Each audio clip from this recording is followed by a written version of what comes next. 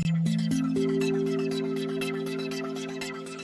todos, buenos días a todas. Gracias a Conati por su invitación, gracias a todos y a todas por estar aquí. Gracias Lenín por esas palabras. Fíjense, nosotros estamos en un contexto bien complicado.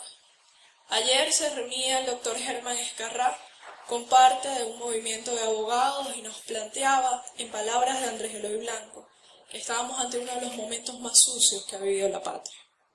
Nosotros estamos ante una situación, decía él, en la cual él de entrada no hubiese pensado en la constituyente, sino en la declaración de un estado de conmoción. La declaración de un estado de conmoción no es otra cosa que una situación de guerra. Nosotros tenemos que ubicarnos en una realidad tan dolorosa, tan complicada como la que estamos viviendo, para entender qué y por qué este tiene que ser un momento constituyente. Antes de entrar al tema realmente ubicado en nuestra cotidianidad y en nuestro derecho, yo quisiera tomar algunas ideas que no son mías para ver de qué vamos a hablar. Hay un historiador norteamericano muy conocido que se llama Howard Zinn, quien fue famoso porque escribió un libro que se llama La otra historia de los Estados Unidos. Al lado de ese libro, él escribió una obra más pequeña, como una especie de autobiografía, que se llama Nadie es neutral en un tren en marcha. Nosotros estamos en un tren en marcha. La neutralidad en un momento como este no existe. Nosotros no podemos creer que simplemente por el hecho de que yo soy ingeniero, por el hecho que yo soy abogado y como abogado me dedico únicamente al ejercicio civil, nada más vendo, nada más divorcio, yo estoy fuera de un tren que está en marcha. ¿Qué podemos hacer? ¿Qué debemos hacer? Diría Sabater que escoger lo político para determinar hacia dónde queremos que ese tren vaya. Porque nosotros estamos ante un proceso histórico que no se hace únicamente con grandes seres, con grandes héroes, sino que se hace fundamentalmente por las decisiones y las acciones de las pequeñas personas en los pequeños momentos, en los pequeños lugares, como diría Eduardo Galeano. Nosotros estamos en un contexto de estas dimensiones. ¿Qué es lo que estamos viviendo? Cada uno de nosotros en este momento está en una fase histórica que Einstein advertía como peligrosísima. Ya la realidad no es la realidad que conocieron nuestros abuelos. Ya la realidad no es como en sociología clásicamente la entendemos, distinta a la percepción. ¿Por qué?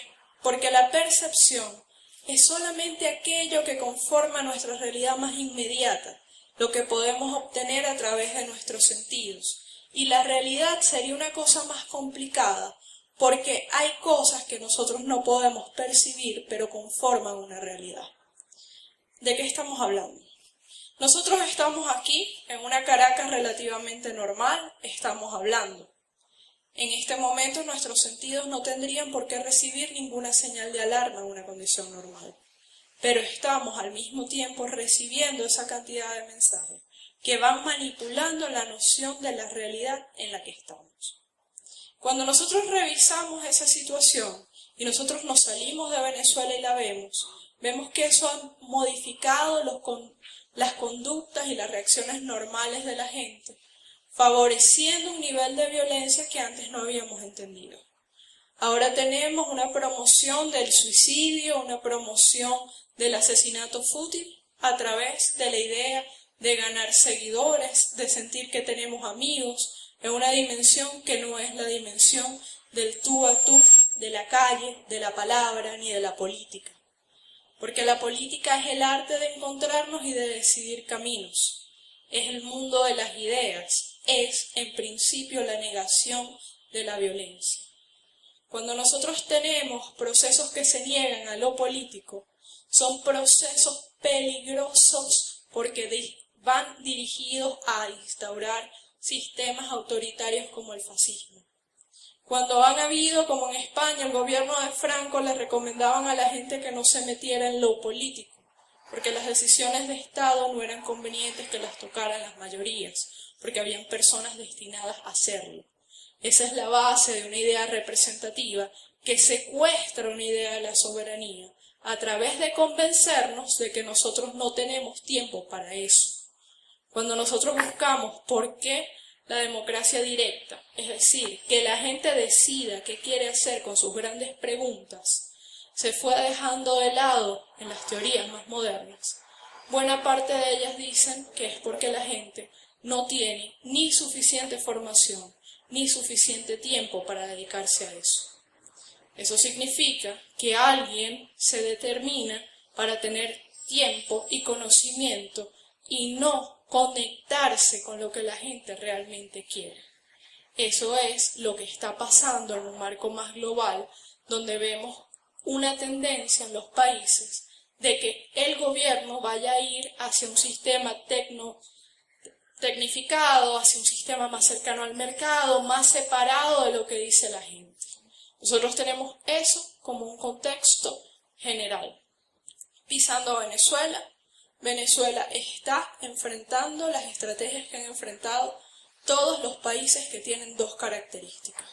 La primera, una riqueza importante en materia prima, principalmente petróleo. La segunda, una voluntad política de no aceptar unas reglas de una hegemonía dominante. Nosotros tenemos que recordar, por ejemplo, que para Chávez era muy vital el libro de las venas abiertas de América Latina. Y ese libro precisamente habla de ese sistema de economía en el cual hay países que ganan y países que pierden. Los países que pierden son los países del sur, los países como nosotros.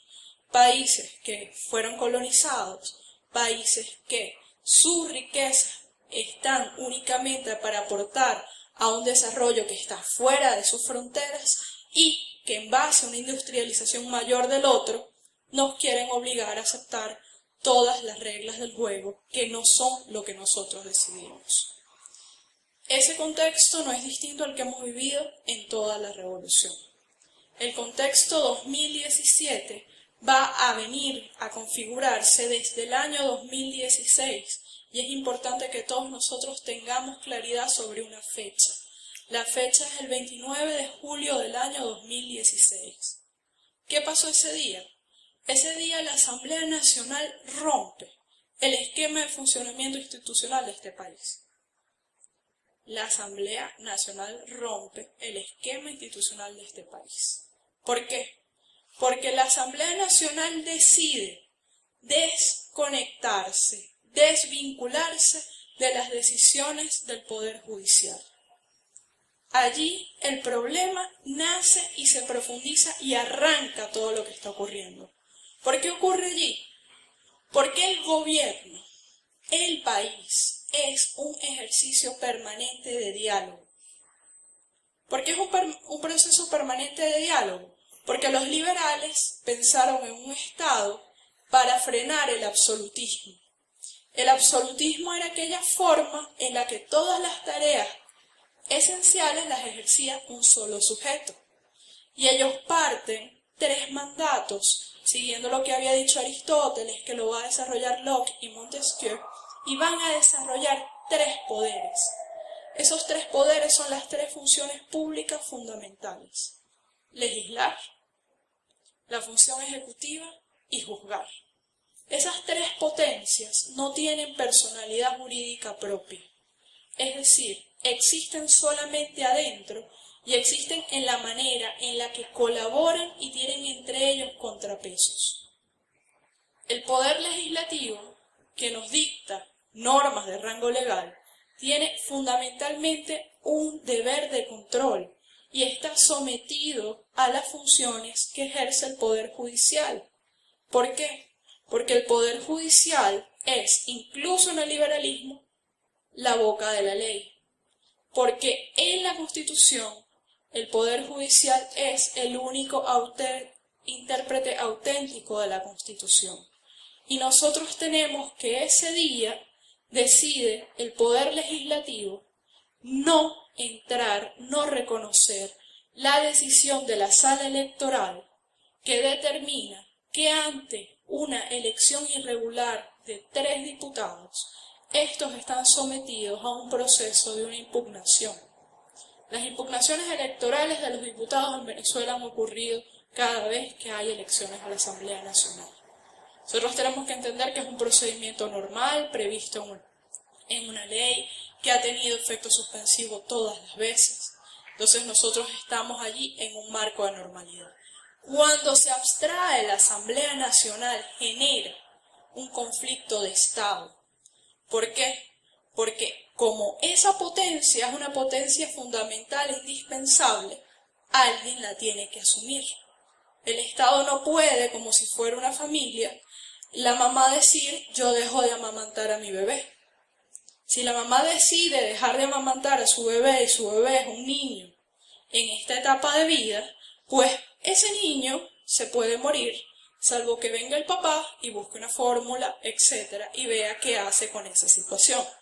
Esa es la decisión que se ve obligado a tomar el Poder Judicial cuando el Poder Legislativo renuncia a sus funciones propias y determina un régimen mediante el cual va a ir a una continuidad del Estado pese a la voluntad de un poder de no seguir formando parte del Estado venezolano.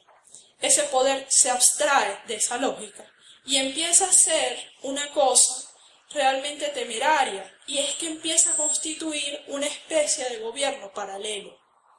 Ese gobierno paralelo no es aquí. El gobierno paralelo lo empieza a ejercer cuando empieza a salir de Venezuela a hablar de una hipotética institucionalidad venezolana, usurpando una función que es exclusiva del Poder Ejecutivo, porque el único que tiene la capacidad de representar fuera de Venezuela a Venezuela, porque es un país presidencialista, es el presidente de la República, él mismo o a través de su Cancillería.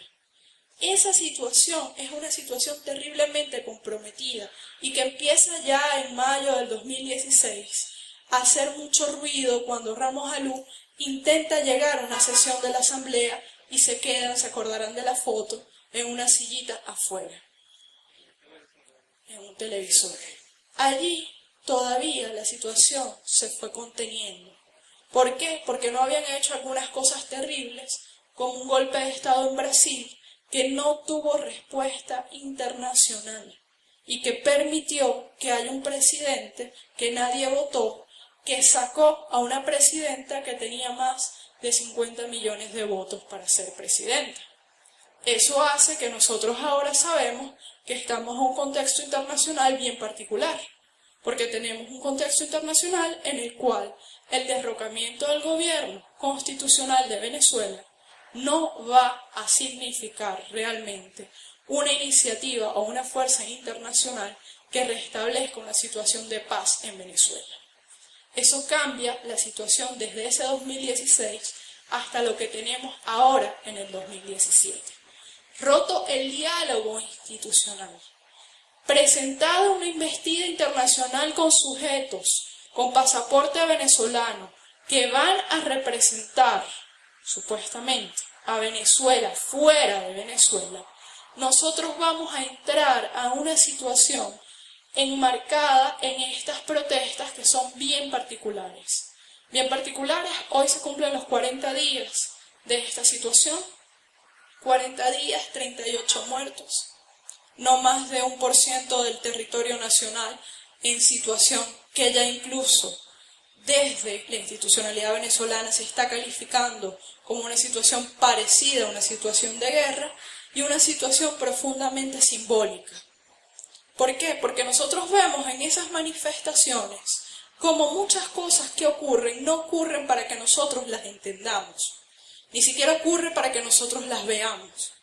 En esas manifestaciones tenemos a las mujeres con las trenzas como en Chiapas, tenemos los cascos de construcción como en Siria, tenemos la imagen del bombardeo en Hiroshima, de la bomba nuclear, tenemos toda esta cantidad de símbolos, tenemos ahora la parte más terrible de todas, estos niños en situación de calle o en situación similar a la calle, que se les tapa la cara y se les lleva el conflicto.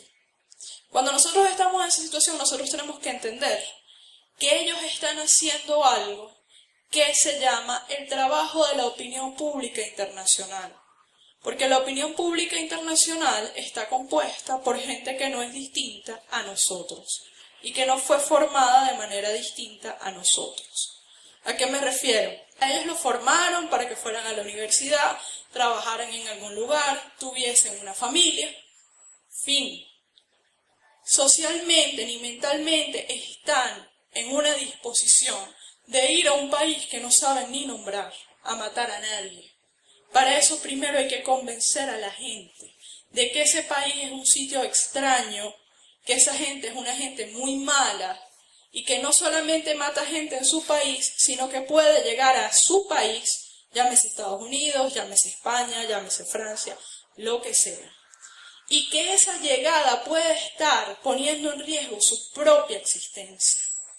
Y esa es la situación que nosotros tenemos con estas situaciones de las protestas de la calle, que es una especie de collage de símbolos que están haciendo eco afuera, donde permanentemente se está hablando de la situación de Venezuela.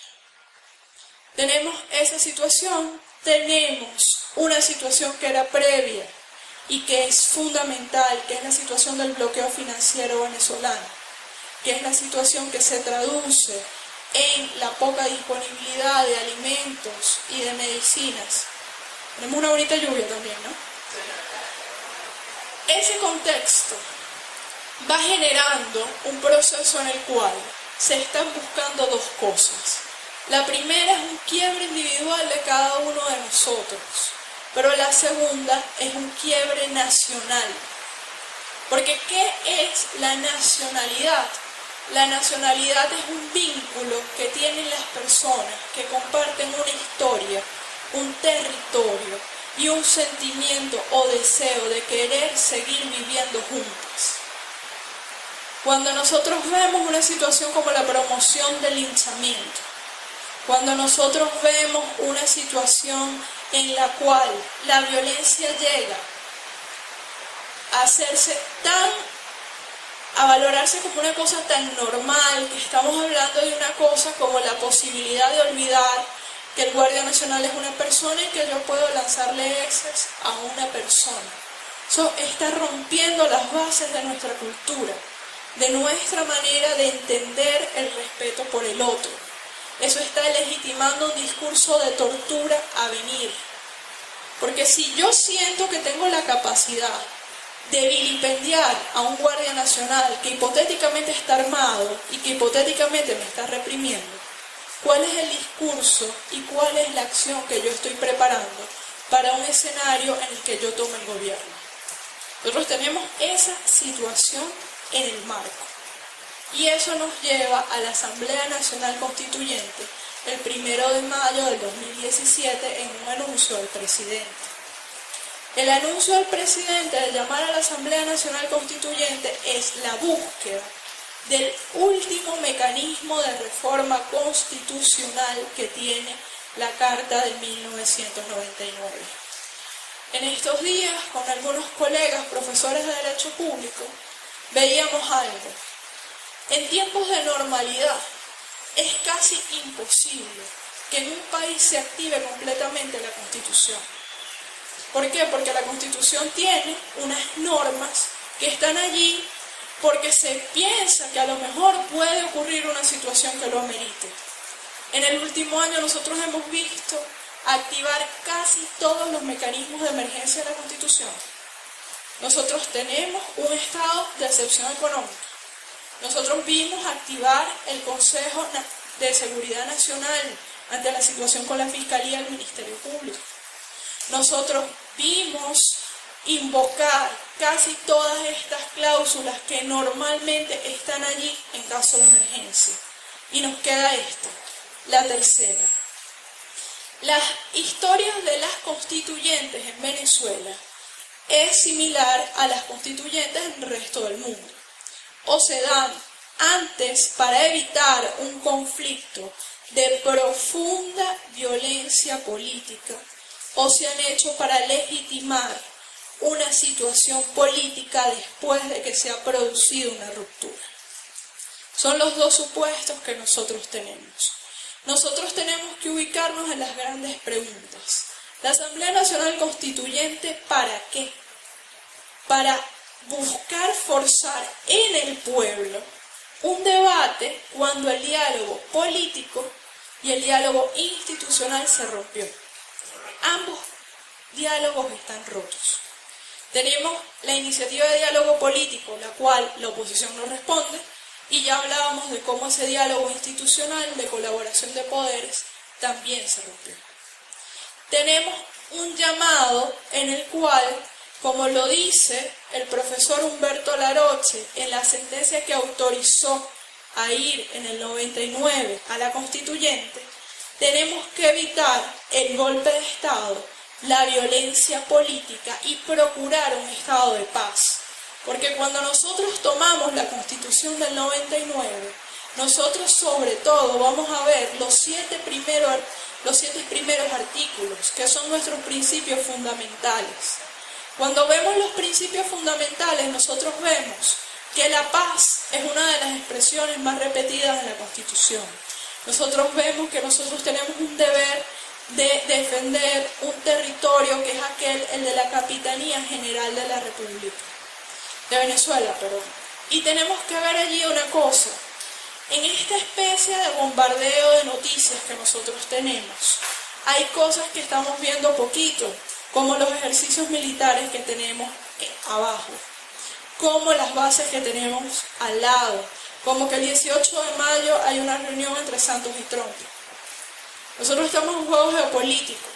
Hay mucha gente que dice que, bueno, que si nos invaden, que si sí, que si no. Pero olviden que a nosotros no nos tienen que venir los marines desde el norte cuando los tenemos al lado. Se está procurando, si hay que ir viendo las medidas que Colombia está poniendo en restricción a Venezuela, que también anuncian un incremento de la hostilidad. Esas situaciones llaman al poder constituyente a garantizar soberanía política, soberanía territorial, preservación de la paz y a buscar que las diferencias, que las situaciones que tengamos se diluciden mediante un diálogo. La Asamblea Nacional Constituyente, como mecanismo ya previsto en la Constitución, en el artículo 347 y 348, tiene una diferencia al supuesto del 61. La Constitución del 61 no previó la Asamblea Nacional Constituyente. De hecho, no nació de una Asamblea Nacional Constituyente.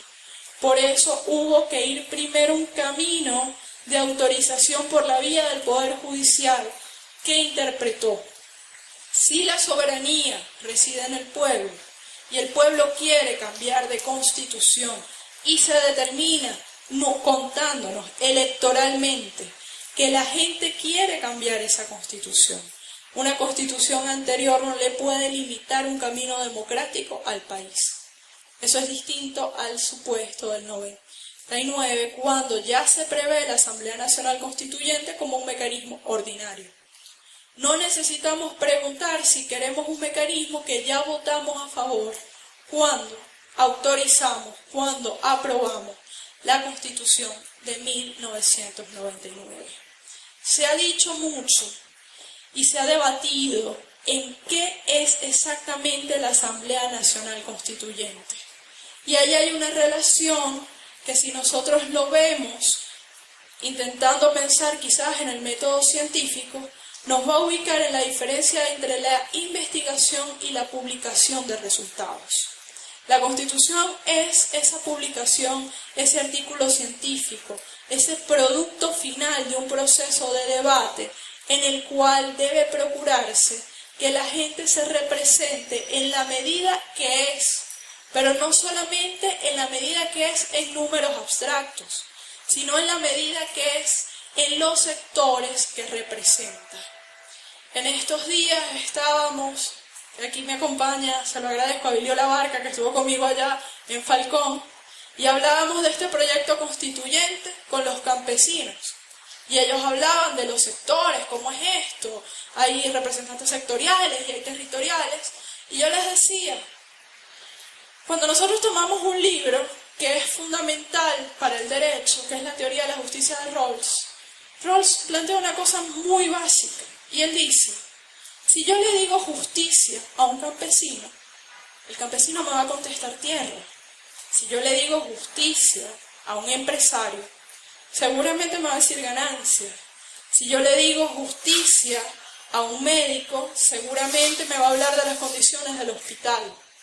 Por eso, para que una constitución llegue a ser realmente un pacto social, para que realmente sea la respuesta que nosotros necesitamos a nuestras grandes preguntas, que en mi opinión realmente las grandes preguntas de este momento histórico son dos. Y la primera es la económica y la segunda es la justicia. Pero nosotros tenemos un problema con el sistema de justicia que no es el problema de la protesta de la calle y la declaración de la fiscal, que sí, que si no, que a lo mejor. El problema de justicia de este país es que tenemos una tasa de delincuencia que no logramos superar, que está conformada principalmente por personas que son penalmente inimputables, y que tenemos una tensión en el sistema penitenciario entre el debido respeto de los derechos humanos de los privados de libertad y la no siempre satisfactoria, o la muy pocas veces satisfactoria, compensación de las víctimas. Ese es un problema fundamental de este país, porque el histórico de las encuestas nos dice que a los venezolanos nos preocupan dos cosas. La inseguridad, que no me deja salir, que no me deja estudiar de noche y tener mi maestría, mi doctorado como quisiera, y me preocupa qué como y cómo compro lo que necesito para comer, dónde lo consigo y a cuánto le pago. Esas son las dos grandes preguntas fuera de los factores de distracción que hay en este país en este momento. Entonces, nosotros necesitamos, hay una base sectorial. ¿Por qué? Porque nosotros necesitamos ese diálogo en el cual los sectores que han sido víctimas de delincuencia, los sectores que se han regenerado en el sistema penitenciario, que también existen, los sistemas de los cuerpos de seguridad y sus condiciones de trabajo, los sistemas que tiene el empresario que no consigue divisas, que le revenden la divisa, el trabajador que cuesta $1 bolívar su producción y que luego se vende a no sé cuánto en la ciudad, necesitan conversar. Bueno, eventualmente nosotros en la Constitución del 99 y hasta ahora lo habíamos hecho con una base constitucional, ¿sí? Pero teníamos un poder legislativo. Ahora tenemos un poder legislativo que no se cree parte del Estado venezolano. Nosotros tenemos que en el año 2017, la fórmula básica que ha utilizado la Asamblea es el acuerdo, es decir, que ha despreciado incluso los procedimientos constitucionales que dicen cómo se hacen las leyes y cómo se determina la responsabilidad de las personas que ellos hipotéticamente quieren hacer responsables de tal o cual cosa. Entonces ese debate constituyente es ese encuentro de los sectores y es ese encuentro en el que nosotros tenemos que fijar un destino a seguir. Porque lo que no se puede hacer a la luz de nuestra historia y a la luz de la Constitución del 99 es optar por una opción de enfrentamiento donde nosotros nos vamos a olvidar, entre otras cosas, que la familia venezolana es una familia felizmente compuesta en su mayoría por seres de distinta postura política. Nosotros no podemos caer en el juego de que ¡ay, qué grave que el hijo del defensor piense esto! Nosotros tenemos que darnos cuenta que un supuesto de guerra civil en este país nos pone vecino contra vecino, trabajador contra trabajador, hermano contra hermano. Esa es la realidad demográfica de este país, porque nosotros no tenemos un país estratificado como puede ser Colombia, donde las clases sociales son a la vez sectores políticos claramente definidos. Nosotros tenemos esa apuesta y entonces tenemos esas dos fórmulas de elección. Eso no es una cosa que nunca se haya ido. De hecho, todos los movimientos constituyentes originarios en la teoría política nacen de los estados generales franceses. ¿Y a quién llamaba a los sectores? Llamaba al clero, llamaba a los sectores que estaban en la aristocracia y con ellos decidía el rey. Nosotros tenemos también que cuando nosotros hablamos de los parlamentos bicamerales, hay sectores que van a representar, bien sea en Inglaterra, una clase nobiliaria o en Estados Unidos, como fue aquí el pasado, una determinación geográfica y luego hay quienes son postulados por sectores económicos y políticos para lograr que la gente que conforma la asamblea se parezca y pueda definir lo que se va a hacer de acuerdo a lo que el país quiere que sea. Eso significa que la Asamblea Nacional Constituyente en este momento es la herramienta para garantizar la paz ante esta amenaza, pero también significa, como planteaba ayer el doctor Escarrá, que es la apuesta mayor y que nos estamos jugando todo. ¿Por qué nos estamos jugando todo? Porque la Asamblea Nacional, en caso de que no se dé, en caso de que no se logre, ¿qué nos queda? Hay silencio. Y si la Asamblea Nacional Constituyente, y ya desde un punto de vista muy político, la pierden quienes piensan que la soberanía sobre el piso no puede cederse, la pierden quienes piensan que los derechos sociales de este país no pueden retroceder, quienes piensan que las misiones son hoy en día un derecho adquirido de Venezuela. ¿Qué pasa? La Asamblea Nacional Constituyente es el poder originario, es decir, es el país que se va a hacer. Vamos a poner como quien pone un techo encima de toda nuestra historia y a partir de allí vamos a construir esa nueva casa.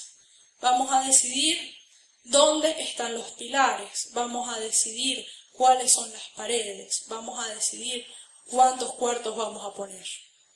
Hay quienes, por ejemplo, hablan de buscar un sexto poder. ¿Vamos a hacer un poder popular constituido o no? ¿Vamos a ir hacia una construcción comunal del Estado o no? Esas son las preguntas.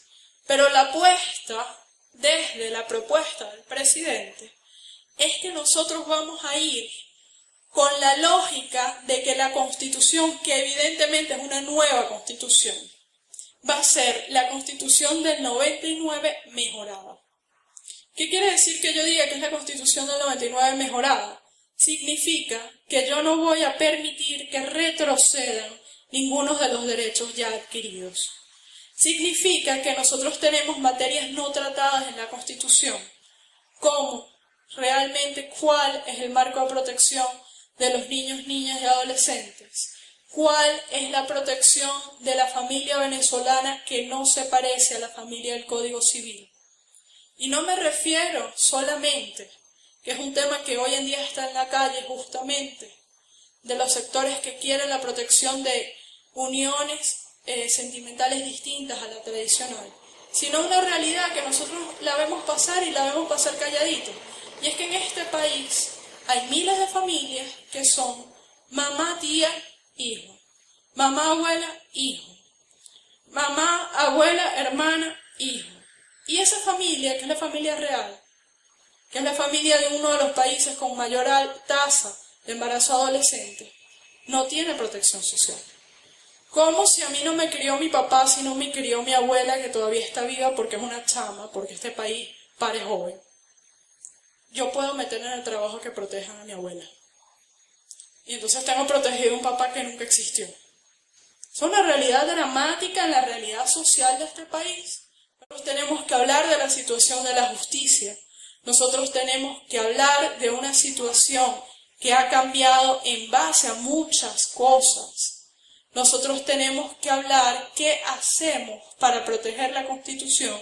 Un poco en el ideal se está hablando con una frase parecida a la que se usó en algún momento en la Revolución Francesa, que es cuál es la libertad que tienen los enemigos de la libertad. Nosotros, así lo decían los franceses, nosotros estamos hablando de qué hacemos contra quien atenta contra la Constitución. ¿Qué hacemos si hoy, y eso es una cosa que nosotros tenemos que ver, quienes están oponiéndose a la idea constituyente son los mismos que se opusieron a la idea constituyente del 99? Incluso con una idea un poco alocada, un poco perversa, esas que a uno les gustaría poder jugar con el tiempo y verle la cara a Chávez viendo eso. Ahora están diciendo que ir a una constitución que no sea la constitución del 99 es ir en contra de Chávez, y hablan de la constitución de Chávez, la constitución de Maduro, y una cosa así toda oscura y compleja. Y la verdad es que hay varias cosas. La primera es que yo creo ciertamente que la Constitución del 99 es una constitución querida. Fue una constitución que permitió muchos espacios de democratización para este país. Pero, contra la Constitución del 99, el mismo presidente Chávez intentó una reforma profunda. Lo intentó porque Chávez, en el 99, antes del golpe de Estado del 2002, antes de declarar el carácter socialista de la Revolución Bolivariana, antes de la conformación de nuevos bloques de integración de la región, antes de reconocerse hermano con los pueblos de África, no tenía la visión que tiene en este momento la Revolución Bolivariana. Pero además hay una cosa que es fundamental, y es que el legado de Chávez fue de poner la idea del golpe de Estado, de poner las armas y llamar a la constituyente. Eso fue lo que Chávez hizo en el 98. Entonces nosotros tenemos que entender que la constituyente no es un capricho político. La constituyente es el último eslabón que tenemos en la Constitución. Nosotros tenemos que entender la seriedad de un momento político en el que estamos, en el cual se está normalizando la persecución política inclemente fuera de cualquier norma. Esa situación en la cual yo llamo y festejo que estoy llamando a amenazar gente, que yo estoy persiguiendo embajadores de Venezuela fuera de Venezuela, que yo estoy persiguiendo extranjeros que fueron un acto cultural en el extranjero.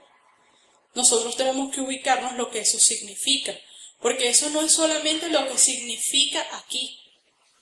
¿Qué significa nosotros frente al mundo cuando nos están plantando como un país tan extraño? Nosotros estamos viviendo, lo dice la ONU, la peor situación desde la Segunda Guerra Mundial. Desde la Segunda Guerra Mundial no había habido tantas solicitudes de asilo, tanto movimiento de refugiados como los que están pasando en estas fechas. La gente está migrando de un norte de África destruido. Nosotros vemos que este es el guión que se aplicó en Ucrania. ¿Ustedes se acuerdan de lo de Ucrania? ¿Y qué es Ucrania hoy? ¿Quién habla de Ucrania hoy?